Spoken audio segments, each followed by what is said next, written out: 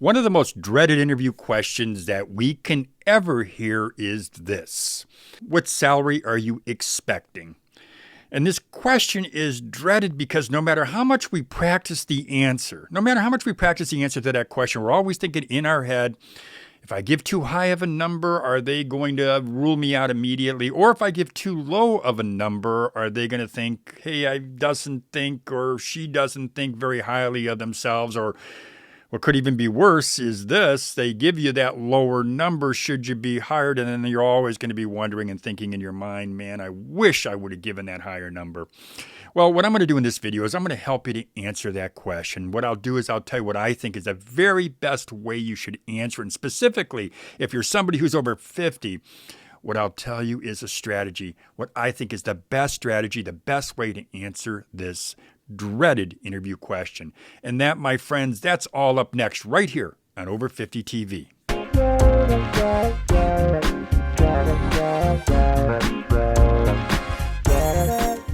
Welcome back to Over 50 TV. My name is Lou Reyes. Before we get to that dreaded interview question, so what salary are you expecting? I want to mention that this video is being sponsored by CareerFitter.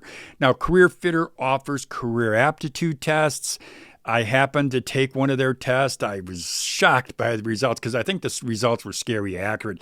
It told me my strengths and they aligned perfectly, told me what careers were best for me, and that really gave me confidence in this test. It also gave me confidence in going ahead and saying, yeah, you know what, I'm going to recommend this test to the Over 50 TV viewers.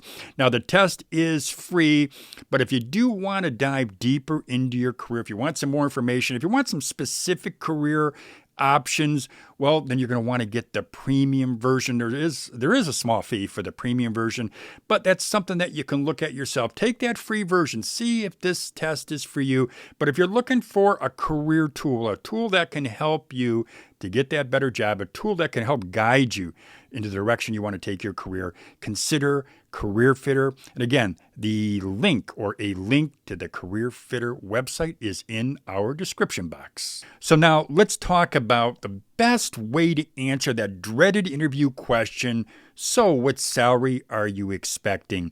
And I hear this question, or I should say I get this question from people, I would say at least a couple times a week.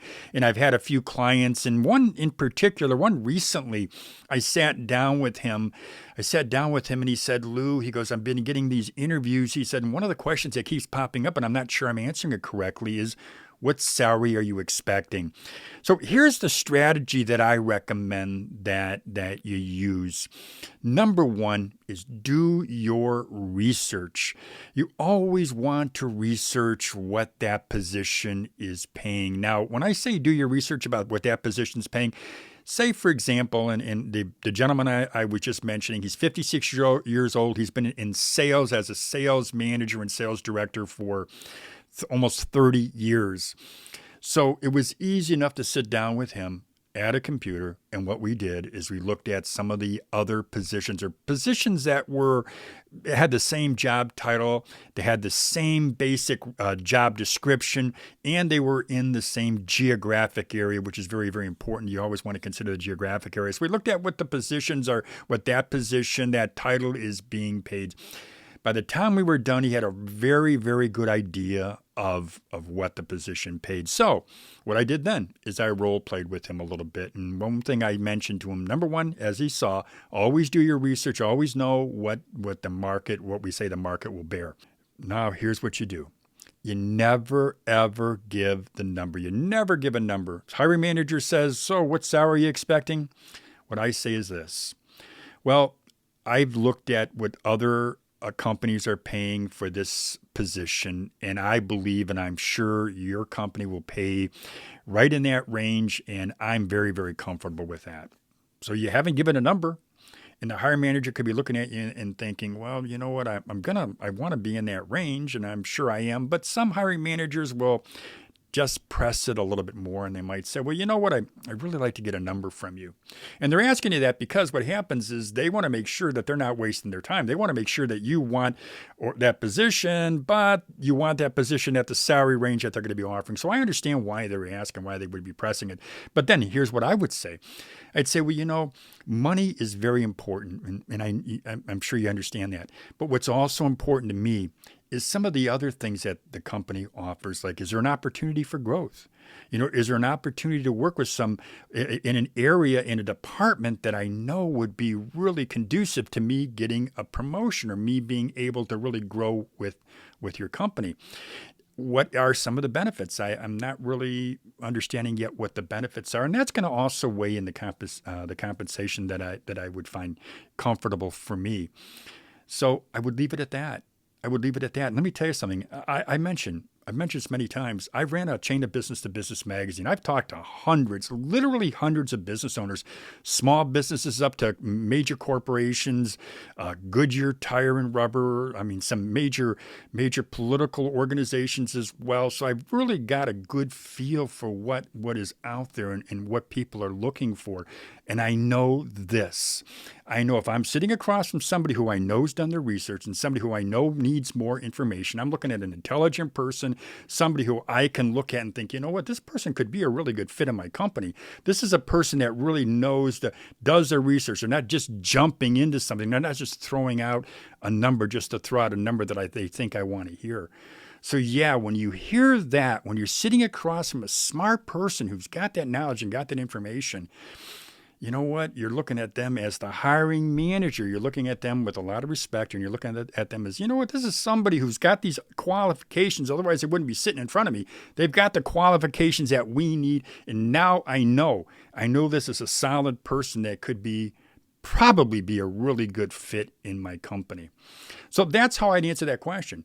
Number one, as I said, I know the range. You know, I'm sure you're within that range. Number two is I like more information because the money's important, but some of the other things, and there are intangible things as well that are also important to me. Now, I mentioned when I opened this video, I mentioned that for people who are over 50, that the strategy that I want to give in this video, the strategy that I want to give you is a strategy that I would use as you're a bit older, that you're somebody who has got a lot of experience. Somebody who's over 50 years old, 55 years old, 60 even. I want you to do something or think about something here. Think about this. When you go into that interview, don't let it slip. Don't come across as that you're this hungry person, like you're a hungry person in a grocery store and you just got to grab that job. So, yeah, stick to that formula that I just outlined. But don't come across as you need that job. And I think sometimes we do, as we're older, we come across that way because you know what it is? Sometimes it is a lot, or I should say often, it takes longer for us to get that good interview. So when we finally get it, we just want to throw ourselves out there and say, this is who we are.